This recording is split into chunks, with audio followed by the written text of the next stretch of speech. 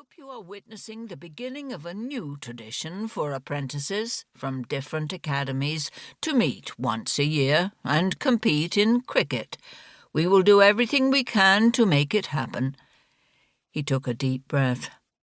"Meanwhile, I am sure each and every player will make their academy proud today." Darcy shifted restlessly. His uncle had a habit of getting carried away sometimes. Hopefully, this was not going to be one of those days. "And now, without further ado," said Lord Matlock, as if reading his thoughts, "I will give the floor to Mr. Darcy." There were a few huzzas as Lord Matlock came down and was replaced by Darcy. "I do not wish to put a damper on things, but it is my duty to bring up an unhappy event. I would like us to bow our heads in memory of the Prime Minister, Lord Pierce, who was assassinated last week." The Prime Minister had been an unpopular figure, but his assassination had been met with horror and disbelief throughout the kingdom. Luckily, the perpetrator had been caught red-handed and brought to trial at once. Darcy kept the moment short. Even in those brief seconds, the apprentices had started to squirm. He put them out of their misery. "But enough of dwelling on misfortune. We have other things to think about today.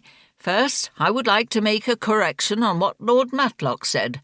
I am the one who came up with the idea of the cricket match, but this is not only a cricket match, is it? It's a day of games and joy for everyone. It has been a joint effort by many people, not least of which was my wife and Janet's twin, Mrs. Darcy, over there." He indicated Elizabeth. As heads turned towards her, she curtsied and gave a little smile. "And now let us get down to business. The cricket match will be beginning shortly. You all know the rules of the game. At least I hope so." "I forgot the rules," said one of the visiting players. He was a tall, athletic young gentleman of around 17. "Could you remind us, sir?" There was a smattering of laughter mixed in with groans. "Step aside then, Tolworth, then. I will explain the rules to you while the others get on with the game.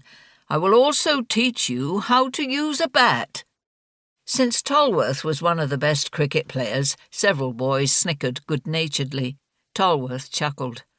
"I would not like to take up your time, sir. I will just give it a try, then see what happens." More laughter followed. "Unfortunately, it is now time for me to bring up a serious matter." As always with cricket, there were wagers at stake.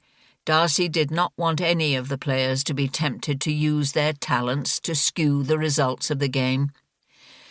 "Before we start, I want to make one thing clear. There is one very strict rule that everyone must follow, players and audience. This rule cannot be bent or broken. No magic may be used to influence the game in any shape or form. Any player who breaks that rule will be disqualified at once and sent home. Any member of the audience who breaks it will be sent home as well. There will be no exceptions. Have I made myself clear?" "Yes, Mr. Darcy." The expressions of the apprentices had turned serious. He had made his point. "Are you ready to start?" "Yes, Mr. Darcy." "The 2 11s may head for the pitch and prepare themselves. Spectators, you may find yourselves somewhere to sit. For those who want to participate in other games, Miss Bingley is standing next to the refreshment tent. She will sort you out once you've put your name down." He took out his timepiece and looked at it. "We will begin when the clock strikes the hour." During the ensuing chaos, while people moved to their chosen amusements, Darcy searched for Elizabeth. He could not see her any more, but there was no mistaking her location. Elizabeth's magic was like a lighthouse to a weary sailor. It had been luring him for the last hour at least. Unable to resist the pull any longer, he surrendered to the impulse. He handed over the responsibility of preparing the boys for the cricket game to Bingley and headed to the refreshment tent. He had just under a quarter of an hour, but it was